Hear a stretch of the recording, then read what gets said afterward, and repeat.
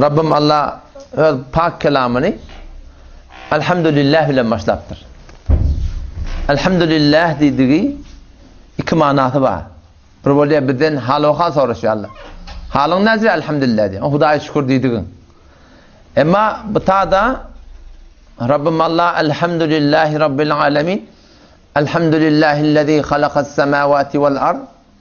Elhamdülillahillezî lem yettehiz veled ve lem yekun lehu şerîkun fil mulk. Muhtelif Kur'an'na elhamdülillah bilen ayetler başlanıyor. Sureler başlanır. Sure başlanır elhamdülillahi rabbil alemin bilen. Sure-i En'am'da elhamdülillah bilen başlanır. O zaman şu elhamdülillah dediği yani hem tarifler Allah'tan çıkıyor. Hem övgüler, sana, tarif, temcid kime layık? Allah'a layık diye ayettik.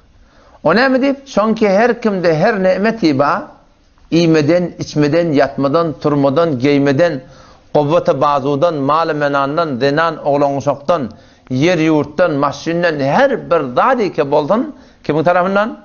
Allah'ın tarafından. وَمَا بِكُمْ min ni'meti de her bir nimeti ki ba ve ma bikum min ni'me kim taraftan? Femin Allah. Allah'ın tarafından. O zaman şu taydan hakikatına şu zamanında adam sen görüyordun yolun uğruna biri pamudarını uya, biri körtebini uya, biri maşinini uya, biri oğlunu uya, biri kuvveti bedenine dayav, biri avadalığından gen alıp gelip ya. Biri her kim her neme dayanıp da şunu ödüne bir nimet edip ödüne dayanıyor, hakikatinde kim kaldırıptı, kimi övüptü, kimi sitayiş etti, Allah'ın sitayiş etti. Şimdi her bir nimet kimden? Allah'tan. Tenyeler ki sıfıraya diyatın mimanına. O mimanın zahire seni uyanyalık ki falani, şüpherim silik etti. Allah etti, فَلْيَنْدُرِ الْاِنْسَانُ اِلَى تَعَامِ İnsan ya taamını gödürsün. Ten sıfıra döküp durdun. Yaradan kim? Döreden kim? اَنَّا صَبَبْنَا الْمَاءَ صَبَّ Bil defeden yağın yağdırdık diye. ثُمَّ شَقَقْنَا الْاَرْضَ شَقَّ Sonra bir yeri yağırıp da فَاَنْبَتْنَا فِيهَا Göğürden hem bil diye. حَبًّا وَعِنَبًا وَقَضْبًا وَزَيْتُونًا وَنَخْلًا وَحَدَائِقَ غُلْبًا وَفَاكِيَةً وَأَبًّا Şun hemmeti kim için? مَتَاعًا لَكُمْ Siz için. Bir adacık peyda şu dünyanın. Sizin marahın peyda almaklığından için. Pes sofran avadallığına porum porum nimet görünüyor. Kimden? Allah'tan şey. On palani geliye tensiliye önüne go nıgmat barın döküptür. Zahiren tene öptü. Ama kime öptü hakikatinde? Allah'a öptü. Hamdra batas nisbeti durust. Hamdra batas nisbeti durust berdere her keraf berdere tost. Her kim her nemen öptü. Kuvvete bazıını uy avadallığından hen avadallığına gen attırdın. Aynanın önünde duruyorsun. Öz suratına bakıyordun. Tasını doğrulayordun. Kasını doğrulayordun. Yüzüğünü o yan bir yan çalıştırıp Allah ne mi diye? لَقَدْ خَلَقْنَا الْاِنْسَانَ فِي اَحْسَنِ تَقْوِيمٍ Bedun şakkatten bir de Allah yarattı. Kimi? İnsanı behterini suratta Allah bir de yarattık. Bariyatın malgaran arasında. Koyuyla meyleşipti. Kuducuklar böküşüptü. Hoş oluyor. Anırdan doğatlan falanın sır koyunu var. Falanın ki amanat.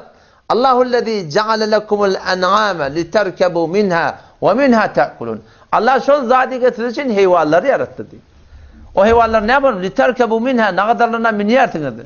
Ve minhâ te'kulun ne kadarları iyi yersiniz. Ne kadarları adam sermaye edip ne mi öyle işleri bilen doğruluyor.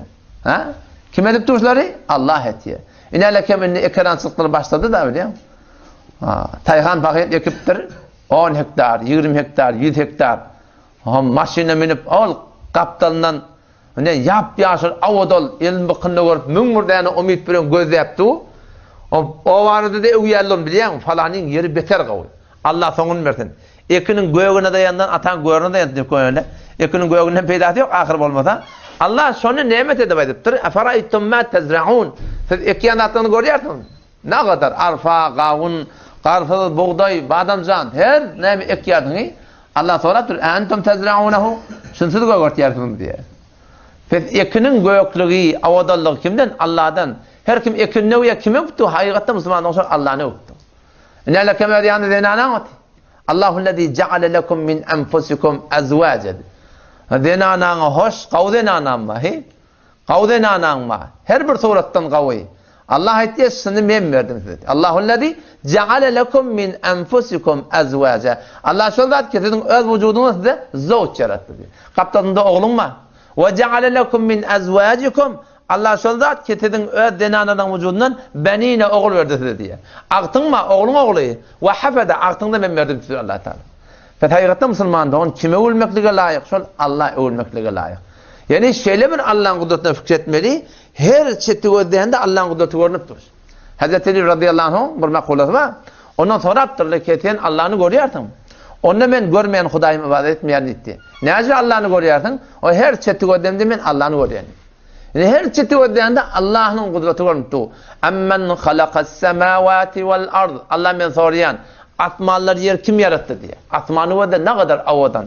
Ve enzele mines semai ma'a. Defeden tuğu kim indiriyedi? فَاَنْبَتْنَا بِهِ حَدَائِقْ. Bir de Allah göğürttük bağlar bakçaları, dâte behce avdallın eyeti. مَا كَانَ لَكُمْ اَنْ تُنْبِتُوا شَجَرَهَا. Siz başarmayatın bir bağ göğürtmekle. Asman Allah'ın nimeti, yer hem Allah'ın ki, yağın hem Allah'ın ki. Tamam göğüryen zatlar hem Allah'ın ki. Her gayetini göğüryen de Allah'a yardım etmek. Ammen cealel arda karara. Allah ben soruyan, yerin mahalle zindigiyle kim diye. Rahat yaşap yerdin ha.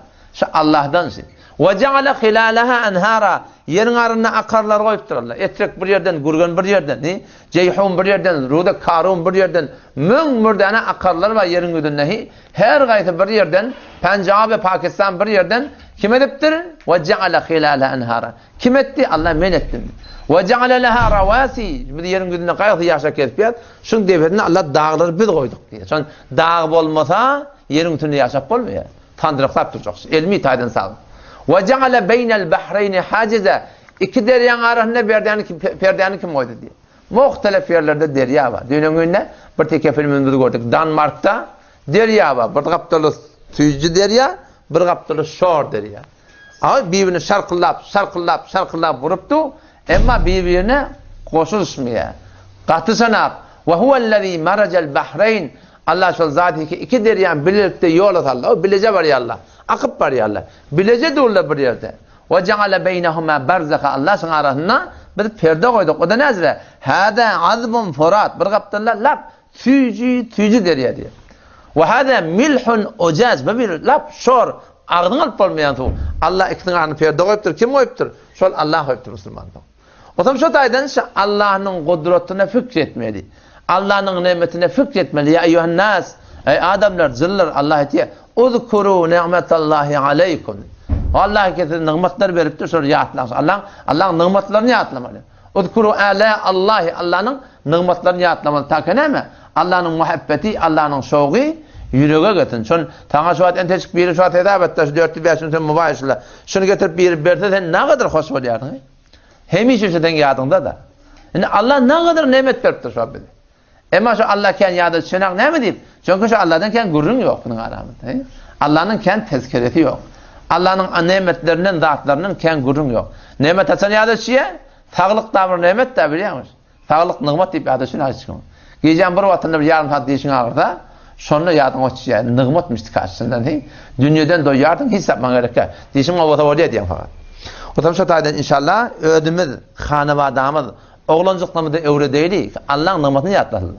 Allah yatlamalı, Allah övülmeli. Sitayişe şol layık hayatına Müslümanlığı.